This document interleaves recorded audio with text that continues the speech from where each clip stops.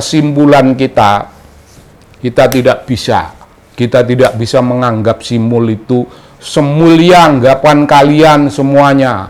Semulia anggapan kalian semuanya, tidak.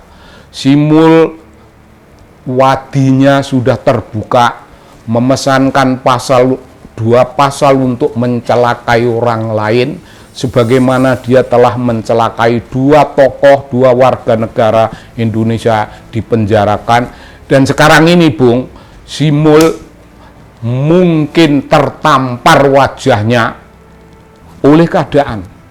Dia tidak akan menduga bahwa akan ada gelar perkara khusus semacam ini. Dia tidak akan menduga bahwa RRT itu kekuatan bukan sekedar orang dunia akademis. Mereka orang yang gigih melawan. Tidak ada yang punya kegigihan macam itu, dan itulah momentum sejarah politik Indonesia menelanjangi Simul.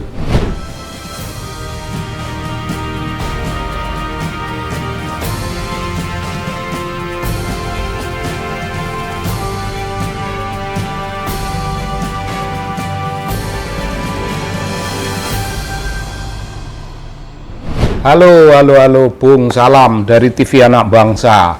Ini kita to the point, Bung. Kita bicara tentang gelar perkara khusus. Gelar perkara khusus ini kedudukannya secara akademik maupun secara politik juga sangat khusus. Ini di Polda Metro. Tokoh-tokoh yang melakukan penelitian tentang ijazah Simul RRT itu dilaporkan dan dikriminalkan. Intinya begitu. Secara sepihak, secara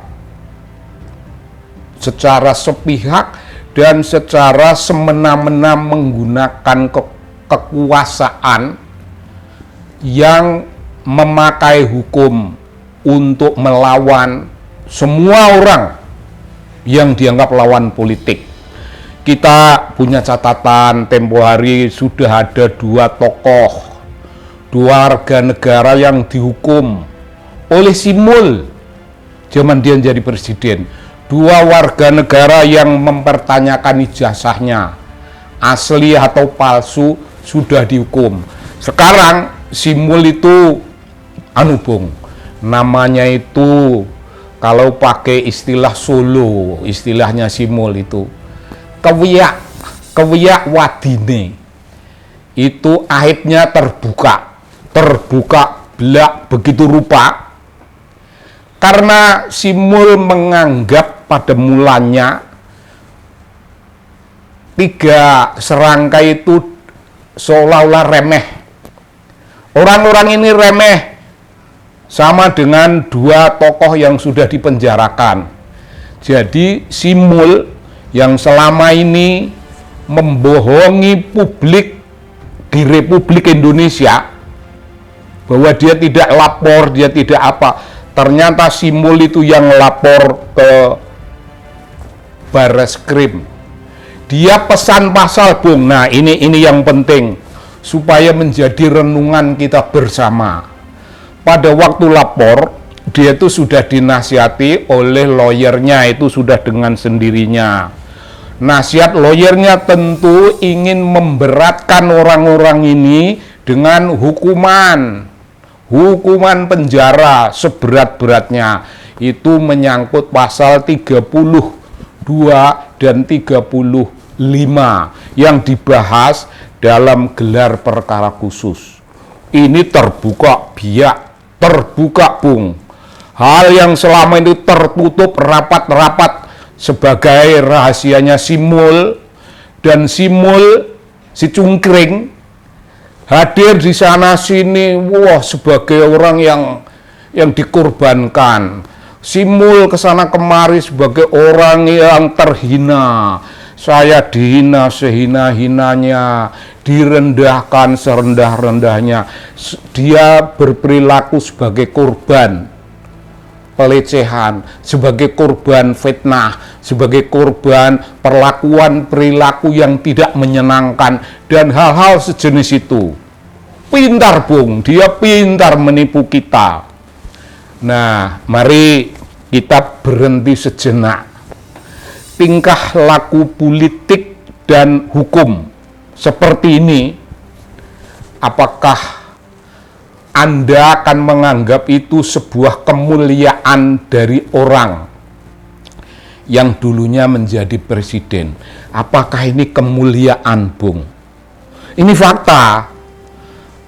Orang-orang yang mati-matian menjilat, orang-orang yang cinta buta, matanya buta, hatinya buta, jiwanya buta, buta karena duit, buta karena sogokan, buta karena jabatan, buta karena pengaruh-pengaruh kewibawaan, dan loyalitasnya buta. Apakah sampai pada saat ini mereka masih akan buta? Saya tidak menganggap itu penting untuk menanyakan kalau ini urusannya hanya urusan antara kita dan mereka, tapi sebagai urusan sesama warga negara, urusan dalam perkara pendidikan politik untuk rakyat, pendidikan yang namanya civic education. Oh, saya menganggap itu perlu. Apakah kalian masih akan menjadi orang-orang buta? Dan kalian yang menganggap, oh Pak Jokowi itu ya, saya khawatir Pak Jokowi itu nanti memaafkan 3 serangkai RRT itu. Oh, saya khawatir. Pak Jokowi itu orang mulia. Itu Bung, ada orang yang ngomong seperti itu. Bung, Anda yang ngomong begitu, apakah Anda bisa mempertahankan kebohongan macam itu sebagai suatu kemuliaan yang Anda junjung tinggi? Apakah Anda akan tega membutakan hati nurani Anda sendiri? Akal budi Anda bisa ditipu, tapi hati nurani, tempat Tuhan bersemayam, tidak. Ya, kapan Bung hidayah itu akan mampir kepada Anda? Dan mereka yang menganggap, bukan mereka, orang yang menganggap Jokowi cungkring itu nabi, Bung, nabi. Apa masih akan menabikan? Dan orang Bung, orang yang pikirannya waras, berbicara tentang kewarasan, tapi memuja-muja si pelongak-pelongok itu sebagai wapres terbaik sepanjang sejarah. Setelah melihat fenomena ini terbuka demikian rupa, apakah dia masih akan berbicara si pelongak-pelongok itu wapres terbaik sepanjang sejarah? Apakah kebohongan membutakan hati nurani itu masih bisa dipertahankan? Kalau Anda masih mau begitu, silahkan, tapi saya membukakan, cungkring itu jahat. Cungkring itu jahat. Pilihan pasal 32 dan 35 yang disampaikan ke Bareskrim itu pesanan si Mul, si cungkring. Dan kemudian Bung, kita mengetahui begitu banyak proyek nasional yang cenderung mercusuar, yang cenderung untuk kepentingannya si Mul pribadi, merugikan rakyat, macam WUS. Dan tiba-tiba, wah, pelindungnya atau pendukungnya atau penjilatnya kita nggak tahu, membuka aib yang disimpan selama ini, bahwa kereta cepat Jakarta-Surabaya siap dilaksanakan China siap melakukan itu asal utang-utang Bush sebelumnya dibayar.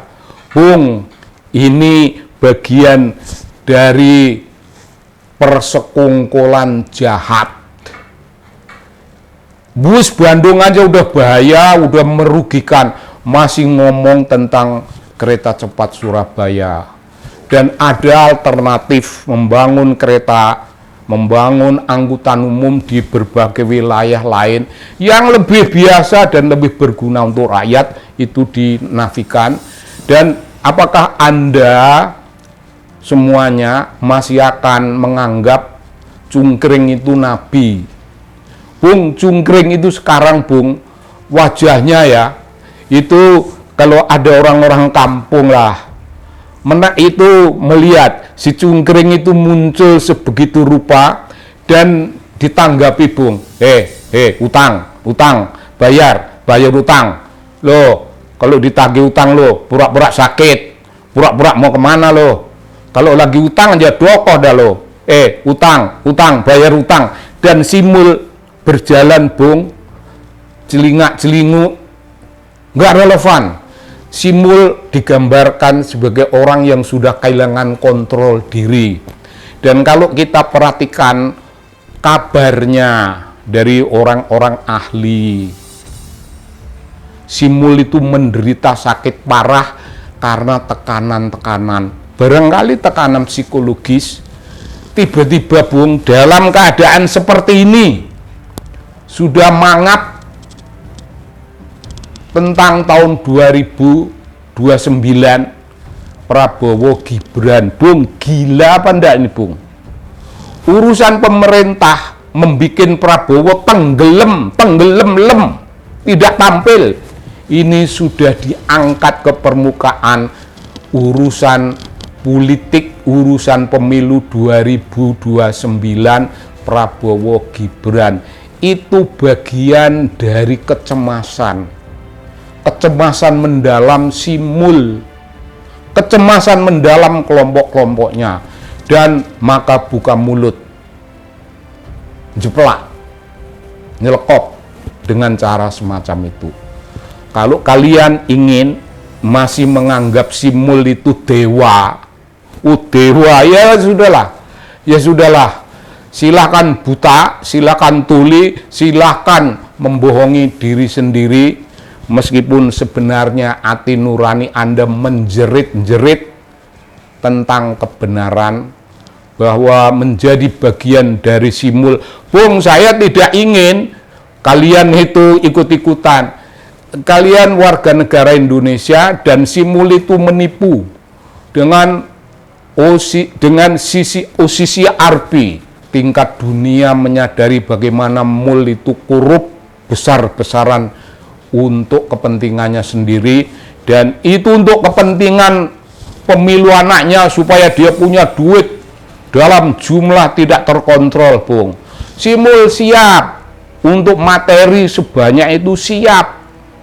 Dari mana? Dari mana, Bung? Kesimpulan kita tidak bisa menganggap Simul itu semulia anggapan kalian semuanya. Semulia anggapan kalian semuanya, tidak. Simul wadinya sudah terbuka, memesankan dua pasal untuk mencelakai orang lain, sebagaimana dia telah mencelakai dua warga negara Indonesia dipenjarakan. Dan sekarang ini, Bung, Simul mungkin tertampar wajahnya oleh keadaan.